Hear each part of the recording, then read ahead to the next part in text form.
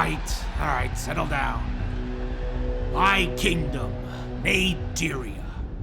I want you to think back to the end of the One King War. To the day when you all appointed me to the council. You wanted me to be one of the 5 oracles to rise us out of these dark times. 5 rulers to make all the decisions on behalf of Aeoleos.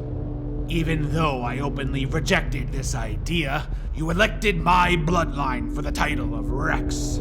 And so, I embraced this role because it was the right thing to do for the majority. You have ruled this land with me for 31 years, and we ruled it well. We all thought that this would be the turning point for better times. I am here today to tell you, we may have been wrong. Let me remind you, my opposition back then was not about rewriting evil men, but our desire to search for the deeper secrets of magic. Why must we meddle in the things we know to be devastating to this land when we can rely on science? Look how far our technology has taken us, built from the ground by the mind. This is the superior direction for our race. Yet, in recent weeks, we find ourselves in our peaceful homes waiting for the second most powerful army to come to our crater. Why? I'll tell you. Because of the blind rage and greed for magic, for control. The One King War was kindled by the hands of necromancy. Our new enemies are the Guild of Necromancers. The blood of these casters just can't leave others alone, can they? Now don't mistake me, I do not fear the fight. My confidence rests within each Nadirian warrior. But if I am to bring them to battle, then they must know the direction of their sacrifices. Shouldn't they? Now, from this day to the last day, we must remove the bad elements from our nation. Expel the weaknesses within our midst. Every citizen is responsible to uphold 2 new laws. 1, the art of necromancy is hereby forbidden. It's gone.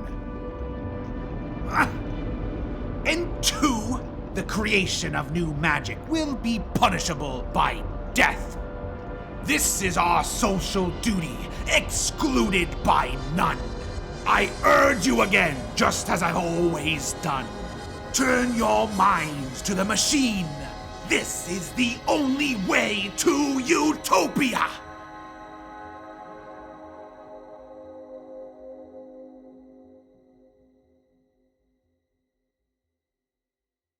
Agitar, how can trust you? A few Vanadium knights have broken away from the Order, claiming to follow the path of their sister.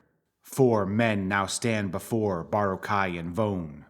The leader of the group speaks through gritted teeth. A metal plate on the right side of his face has welded the jaw closed. On the night you disappeared, Psigmaa said you killed your company and fled with Vone. We wanted to honor our fallen brothers, but were disciplined for questioning the site of their burial. The walls. They put something in the walls. Something that pull them in and eat them. We know. They keep the corpses of their fallen enemies within the walls of the lair, sealed in, ready to reanimate by the Shadow's command. If you join us, you have to kill brothers. You do this? They are no longer our brothers. We are mercenaries under a new name. Agitar pulls down his collar to show the burn mark of a brand. The shape of an M replaces the scars of the V, with a circle bubbled around the top. We are the Magistrelli. Oh? What Magistrelli do? According to that speech, we're about to hunt necromancers. Agitar, the leader of the Coven Magistrelli. He is a diverter, a rare human who is adept at deflecting the essence of magic back towards its caster, the kind of person you want when up against the shadows. The 3 followers behind Agitar all share the same brand and look equally as menacing. Vone, what be thinking? I say welcome, friend. Our bonding with the Magistrelli will conquer these times.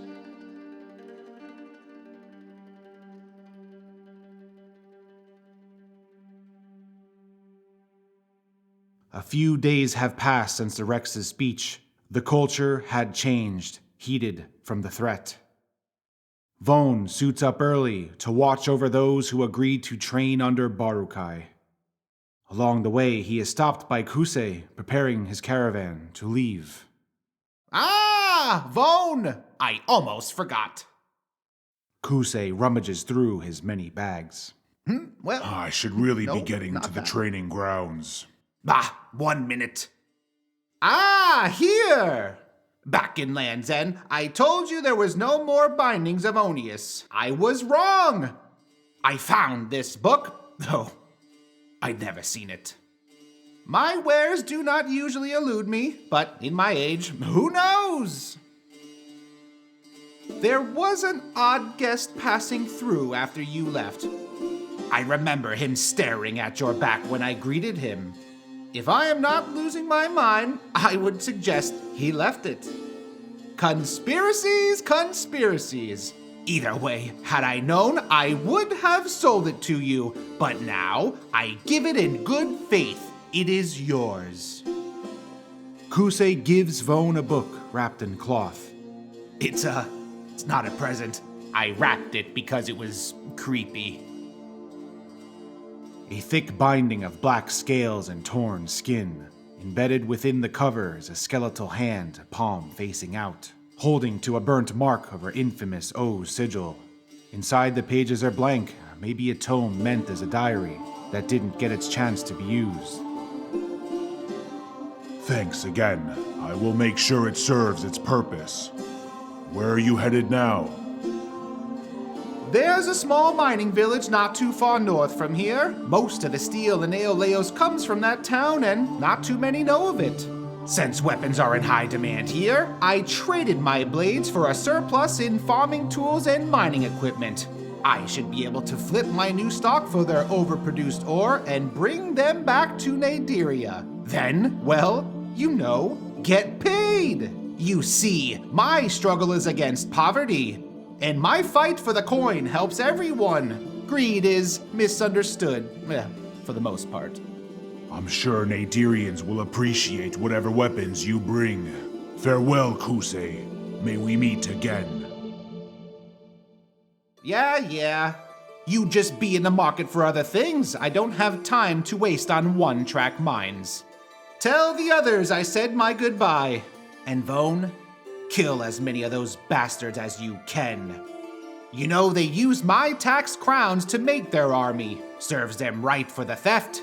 That, and I miss my old home. My great-grandfather built Land's End, you know. Probably along with my father. I miss it too.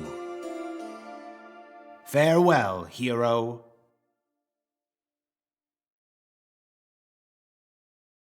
Vone continues his way to Barukai. She and the Magistrelli are working diligently to make warriors out of less desirable men.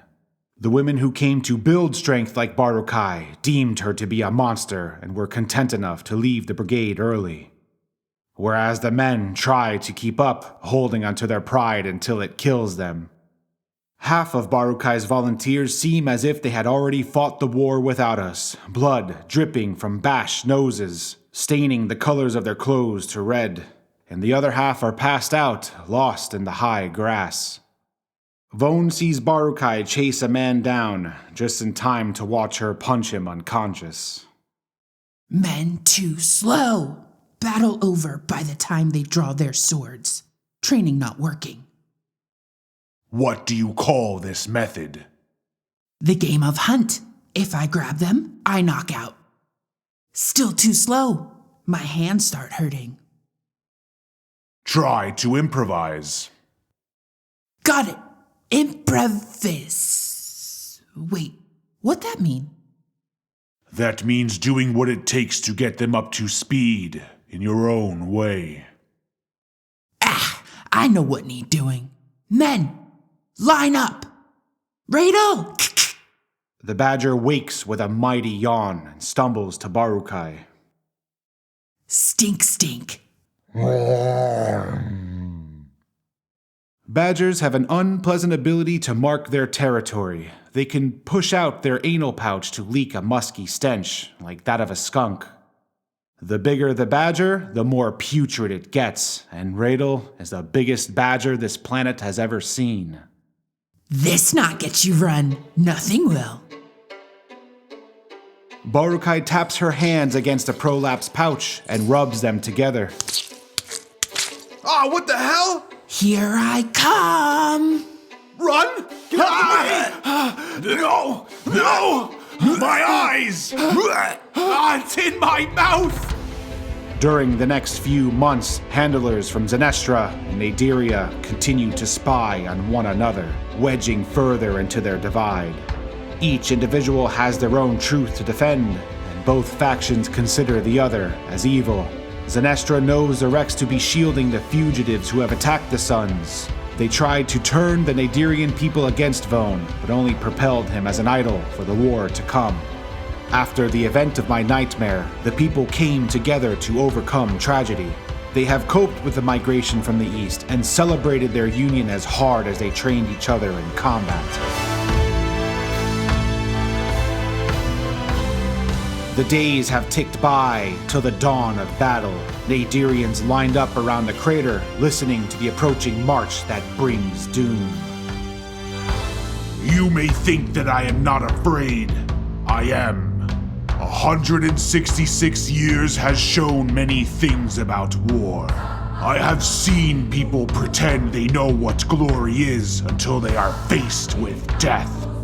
Glory means nothing if you do not act to protect what is yours. Glory means nothing if you allow your neighbor to lose their liberty. Glory means nothing if you do not honor the good in those who died for you. I curse the day when we face the dead. Will you tell them we did not give everything we had to fight against the wicked? Vone Nadiria, will your death find glory?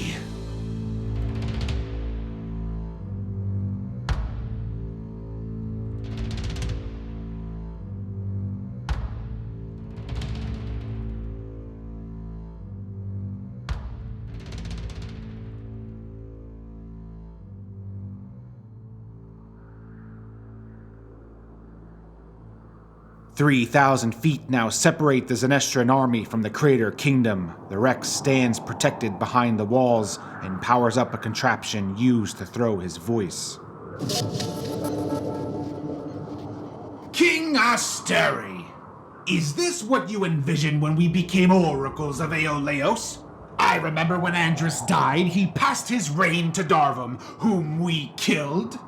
I also remember the appointee of Land's End vanished, and you assumed both their roles as oracle rather than finding a proper replacement. Now, out of the 5, who does that leave? You, me, and Lady Gleams of the Esotorium, who either seemed to forgot her role or is already compromised by your damned necromancers. Now, I say there's 2 left, and now you're here to overthrow the last oracle and revert back to what? One king.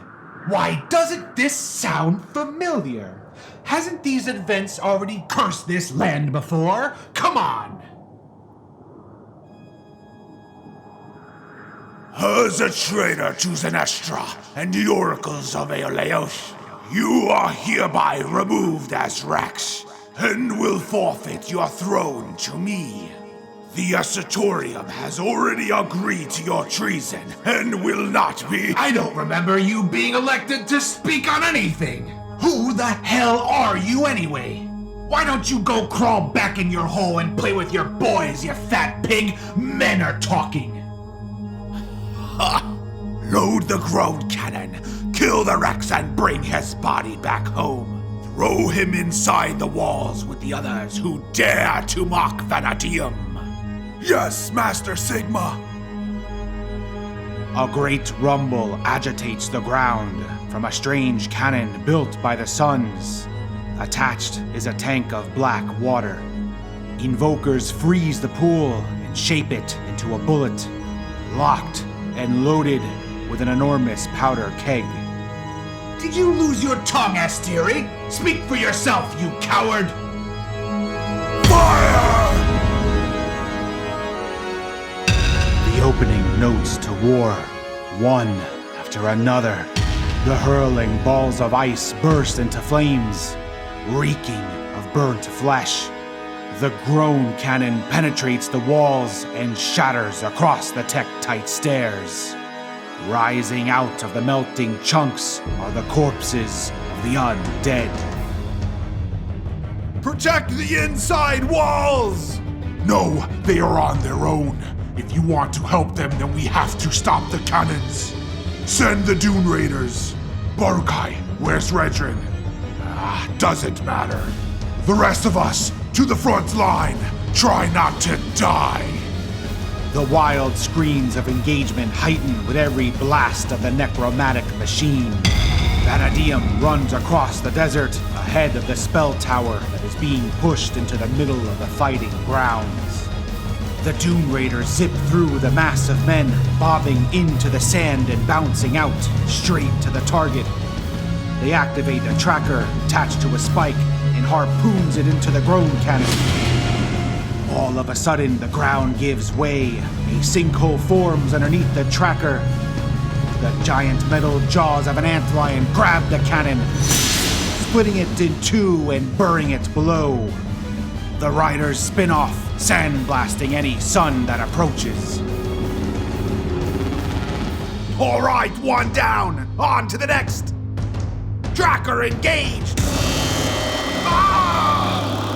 A ray of blue heat shoots from the top of the spell tower. The chanting of 5 hum across the sand. They pool their essence into the central crystal while their collective energy is being wielded by Psigmaa. The shadows are now in place. The wheels of the tower break off and a drill begins to descend, burrowing a tunnel underground. All the while, the groan cannon continues to sling more dead into the Crater Kingdom. The overgrown vultures of Pontiquita swoop behind, searching for a rotting snack. Most of the riders are now dismantled. Psigmaa turns his magic to the Nadirian infantry.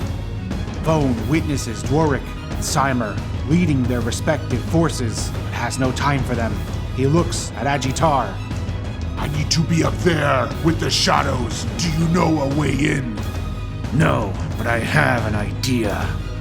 Agitar leans against a damaged Dune Raider. This'll do. I'll drive. Get on the fender. Symar and his men trot to an oasis to the farmlands of Nadiria. Symar, siege that barn over there and get some archers up those silos. They'll come for the rations, but we'll starve them out. Yes, Warlord. You heard the beast. Move! As the line of battle approaches, a few skirmishes break by the men protecting their cottages. Symar's clan easily cuts the farmers down. During the massacre, they see Barukai emerging from the horde, riding on Radel, fleeing towards an abandoned barn. Ah, it's sister! That's my claim! Everyone after her! Let's leave her head stuffed in her dead badger's mouth! During the excitement of the chase, Symar loses sight of her. He knows that this could spell doom when facing the hunter known as Barukai. Radel bursts out from a shack, biting the throats of his old companions, leaving electrical burns with every attack. Barukai, camouflaged by nature, sneaks up behind Symar, grapples his head and spins him to the open barn. Never had chance with me. Never will. You lucky you not mine to kill. I stepped out from the shadows and into the light, the metaphor of my life. Engaged with my preferred weapons for dueling, a short lance and Darvon's tower shield. A never thought I would get the chance to face the man who took everything and gave me this new emotion of calmed rage. If you lose, I kill him for you. I got Dwarf first. Rado!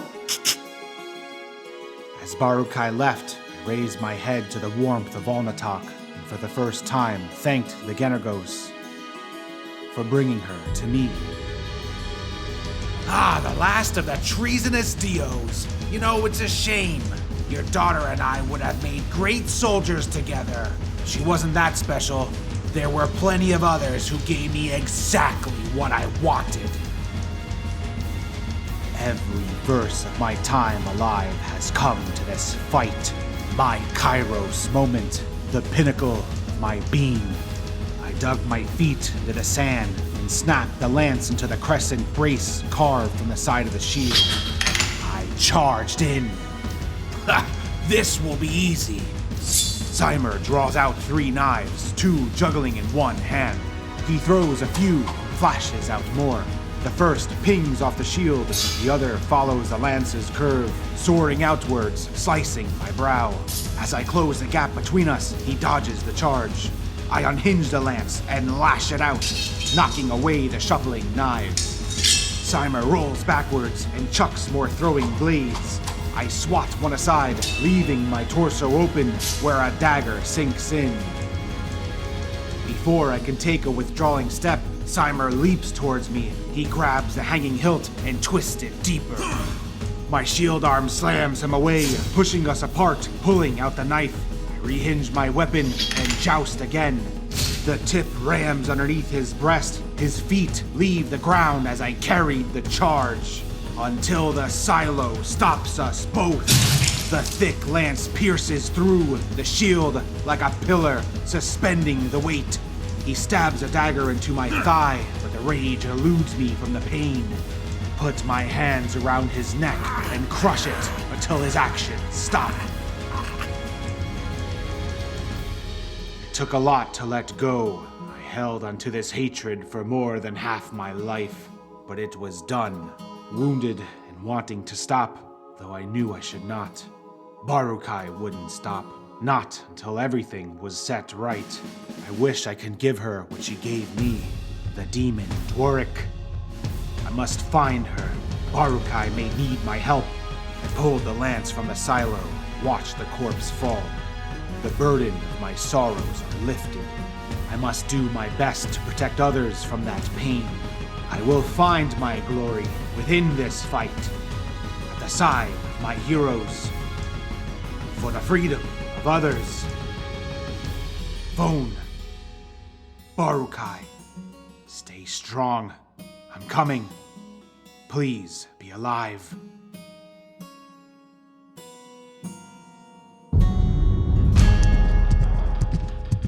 Come on, Rado!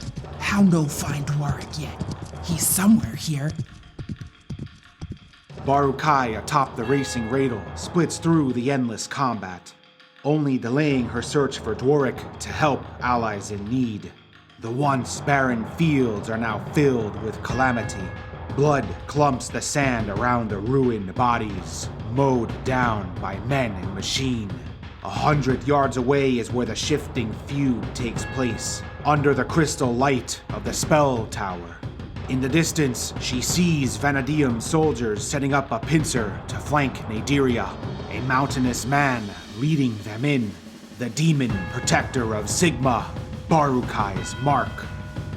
There! Chicho! Spark ball! Radel curls his body into a sphere. The Fontiquidin plating locks in place as he begins to roll down the dunes. The speed of the tumble accelerates. Wires release from the armor and discharge the natural electric of this magical badger. Sparks pop and heat the metal. Radel crashes into the men, scorching them. The slightest touch causes the weapons to jolt from their hands. Radel unleashes from the roll, ripping through the suns like a storm, eliminating lives between the flashes of light. Spears are thrusted, arrows are slung, all minced under the mass and momentum of the thunderous Radel.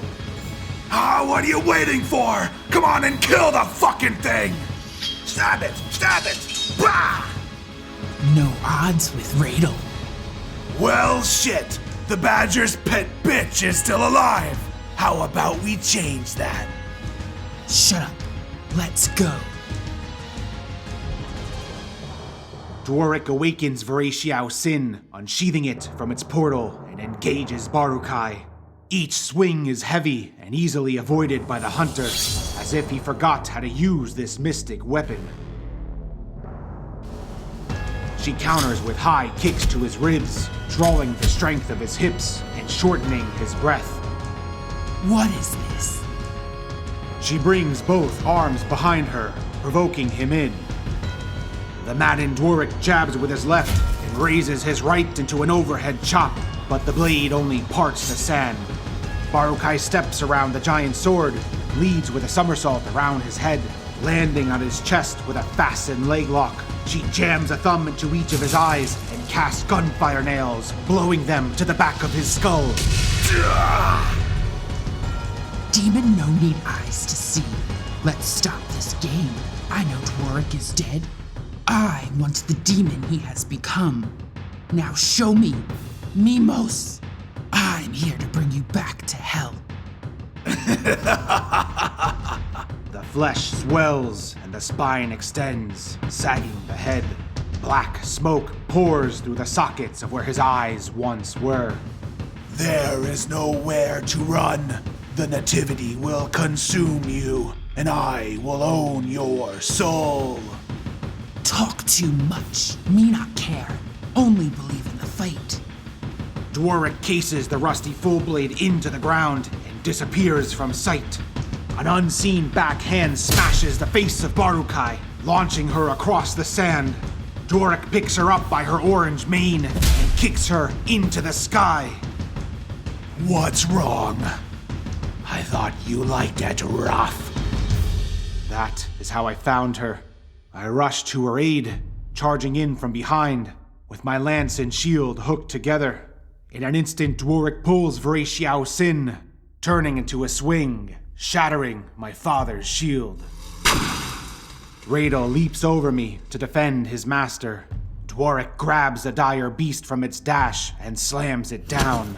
I can't help him. I can't even move.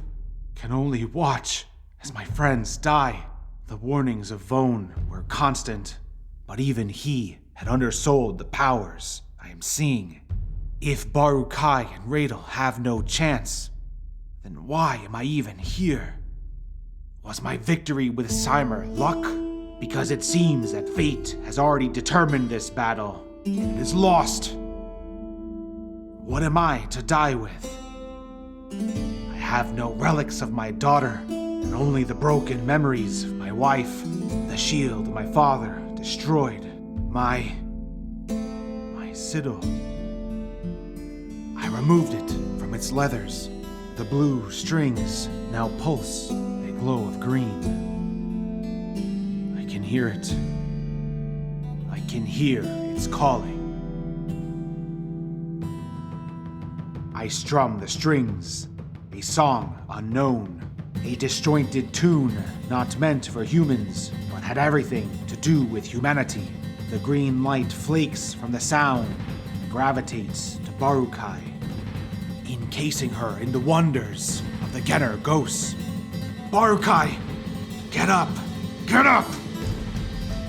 Her consciousness returned, trying to discern the figures around, clearing as she glimpsed at the badger being crushed by the demon. Knuckles grit the desert as she gallops into a primal run. Sliding to the side of Dworik, she grabs him by the waist and heaves him away from Radel. Hoisted over her shoulder, drop backwards into a slam. The muscles of the demon contort, whipping around Varaxiao Sin, where it is caught by the green flames of her hand. Barukai lowers the blade into a rising knee. A palm crashed at the base, severing the Fullblade into three. A rapid onslaught of strikes seemed to stop the planet from turning, followed by an apish pounce up to his collar. With hand and foot, she yanks the spine down, exposing the scar. The skin of his nape weakens. Radel! Radel, to his master, sinks its teeth into the back of Dwarvik's neck, electricity singeing the woven hairs of his spine, ending Thatima's link between Dwarvik's body and the nativity of demons.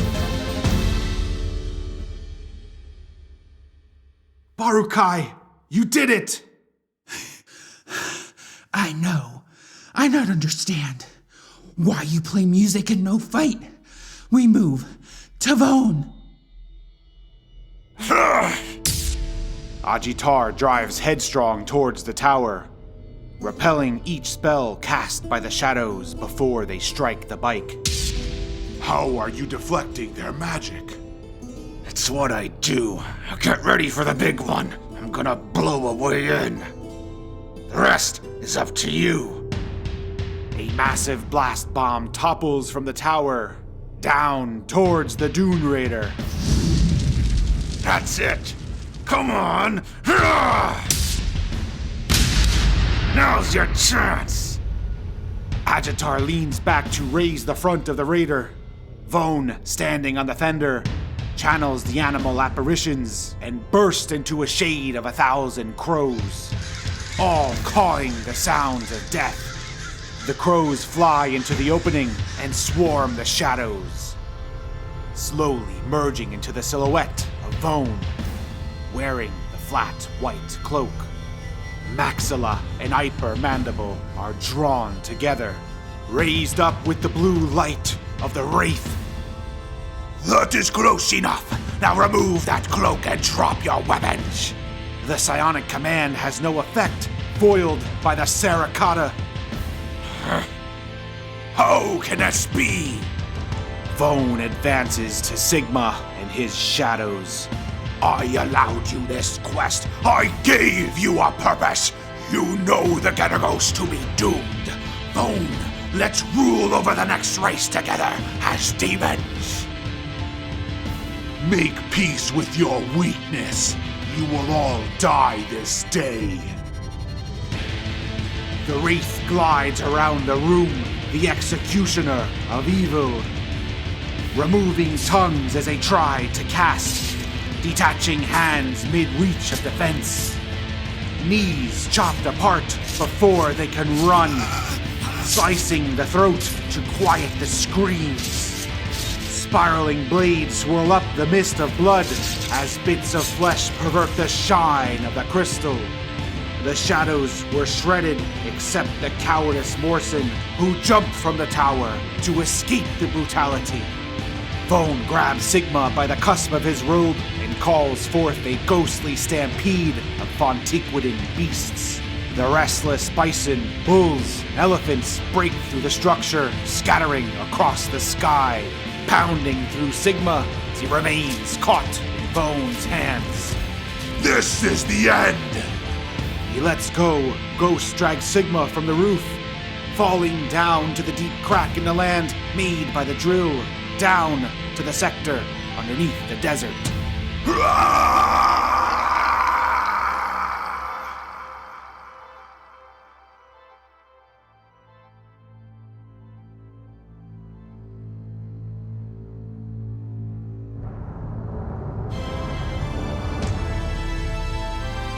Vone's skin begins to tighten, feeling an ocean of souls depart his body,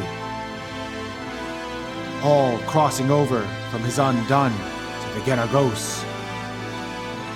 As the tower collapses, Vone runs down the side, back to the safety of the sands. The powers of the Wraith deplete in perfect timing. The exploding lights from the crystallized essence signal that this battle has come to a close. Barukai, Radel, and I embrace Vone to celebrate our victory. The Nadirian fighters scream for their freedom and cheer his name. The remaining opposition lay down their weapons and surrender. Where is Dworik? No worry. He dead. Everything okay. Vone raises mandible to the crowd, provoking another cheer. Nods to Ajitar. You have all earned your peace. We do not back down by the commands of higher power. We are... Darkness falls over the battlefield. The planet Maseo is being pulled in front of all Natak. What is this?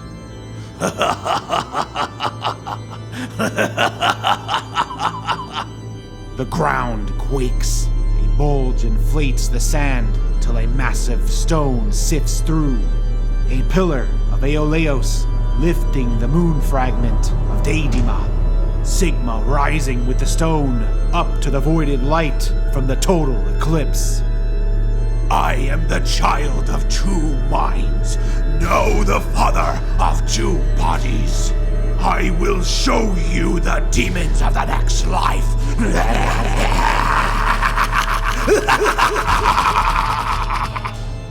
Engaged with the four Terrid staves of the Iliac, he begins to chant a ritual.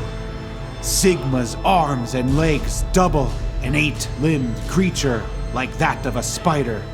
Bony fangs split through his cheeks, and a new set of eyes appear on his face. Feed my starving demons, feed! I have brought you to the wells of life. Now come take what is yours. Purple hands reach through the void, light years long, and snatch people from this reality into the next. Sigma's sons, allies, enemies, all subject to the hands of the Nativity. This must be stopped now! Sigma hits the ground, scurrying on 4 legs towards the party. The Terrid staves held high start to pulse ancient cosmic magics.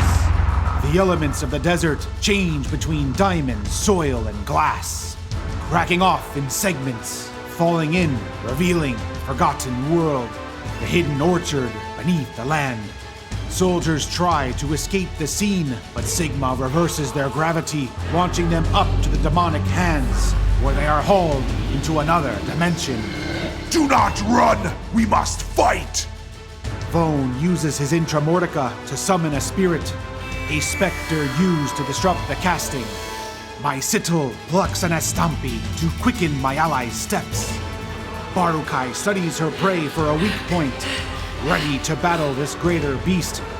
Radel in front, prepared to die for his friends. The party of 4, all in, to the fight against ultimate evil. The final hold for Tellus. A war for the Getter Ghosts. The power of hero and villain clash. Radel snaps at the creature's back legs, tearing apart the extra flesh that grows around its bones. One of Sigma's staffs turns into a frozen hammer and beats the badger away. The fanged axe of Maxilla reaches out. Vone, spinning it to its teeth, bites at the hammer, drags it away from its wielder, and flings it into the changing sands. I cast a barrier of spiraling moonlight, beaconing the magic out to the others. Barukai on top of the demon pummels Sigma's new formed skull. The head turns around and crushes her arm between its shackling pincers.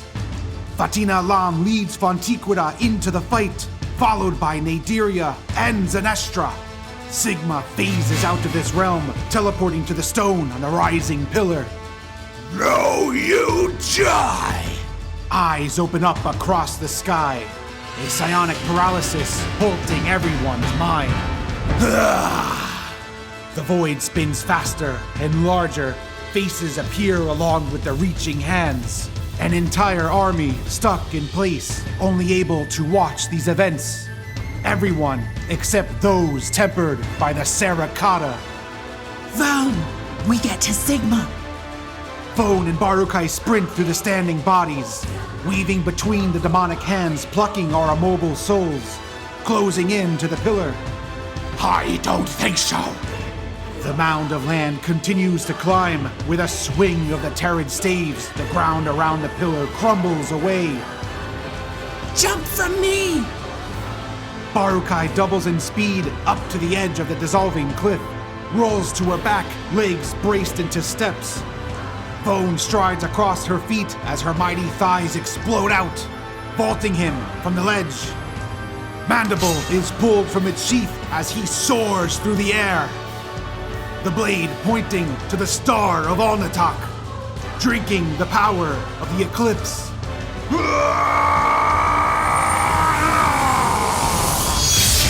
The hyper weapon of the Undone cuts down the demon through all dimensions, spiraling his soul to hell, erasing him from time.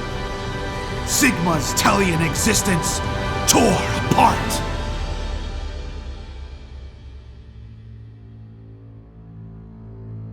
This battle has finally come to an end.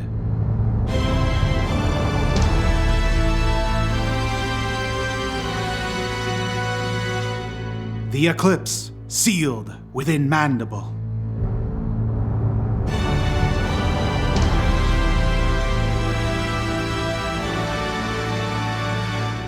The portal of demons dissipates. The people of Tellus affected by Sigma return to normal, but will never forget the events of this day. The ones who are forever lost to a realm that was once questioned of its myths. The heroism of the few who have brought us truth.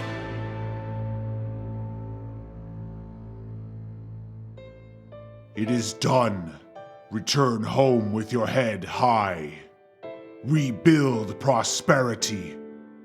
Let us teach our ancestors a lesson to live in peace and enjoy the simple times.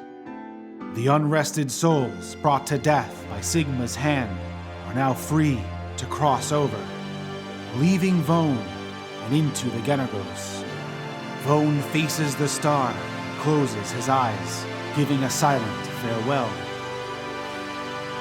The loss of the energy that kept him young aged him a few years, but he was locked back into eternity by the remaining residents of the Undone. Still with the promise to his father fresh in his mind. What a quandary, my friend. What would I do? Where would I go from here?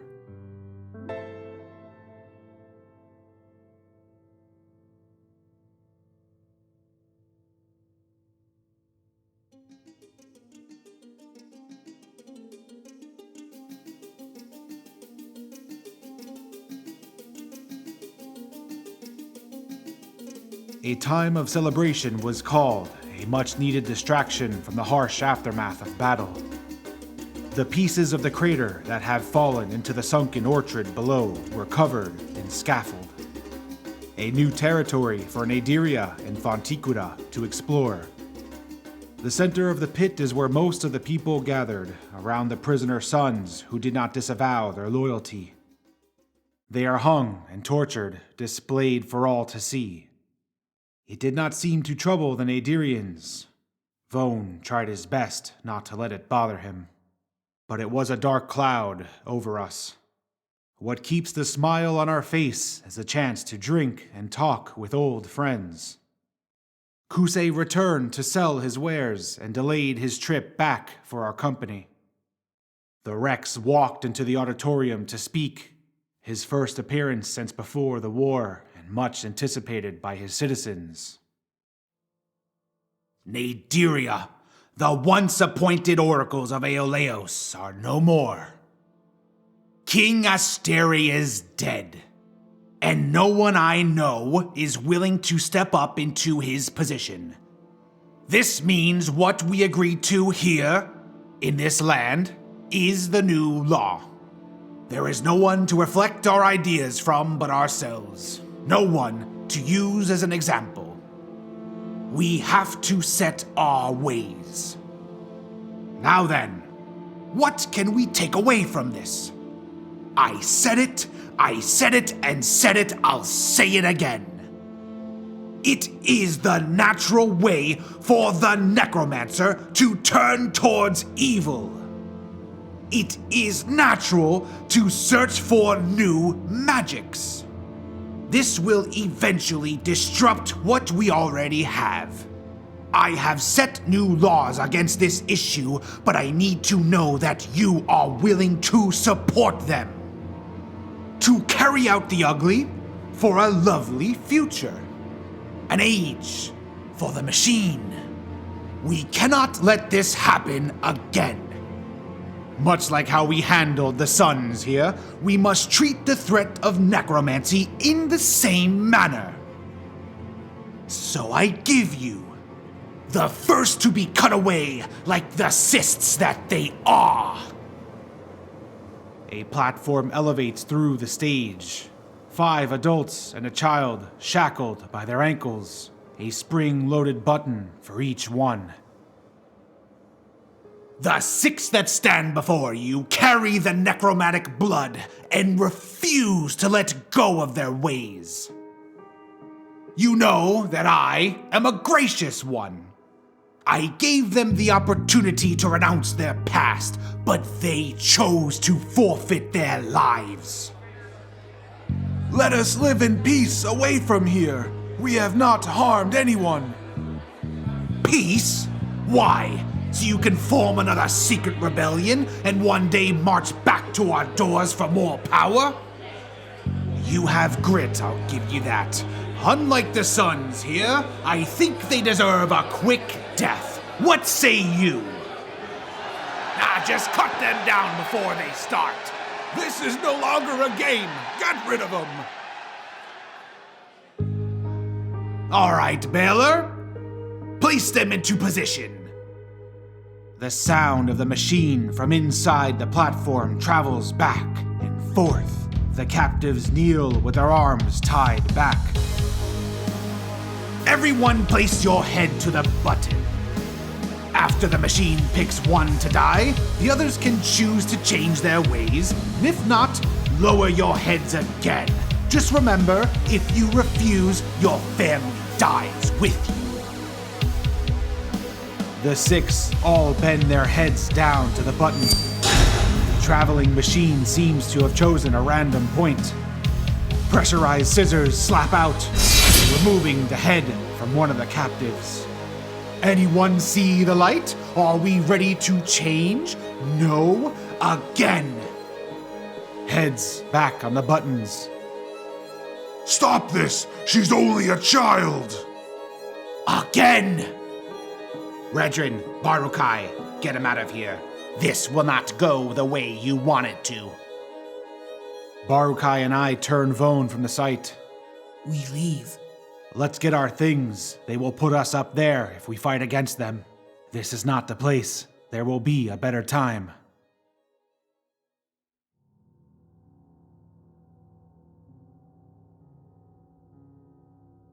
Vone and I rush to the rented stay. As I throw what little I had into the sacks, something catches my attention. The flipping of pages. Vone! Vone! What is it? That book. The gift from Kuse, the Book of Onius. We both watched as a skeletal hand flipped through its chapters, writing in itself her scriptures procured from the grave. We stared at its work until it slammed shut. The hand rested back into its cover, resealed under the O sigil. What is it trying to tell us? What does she want Vone to know?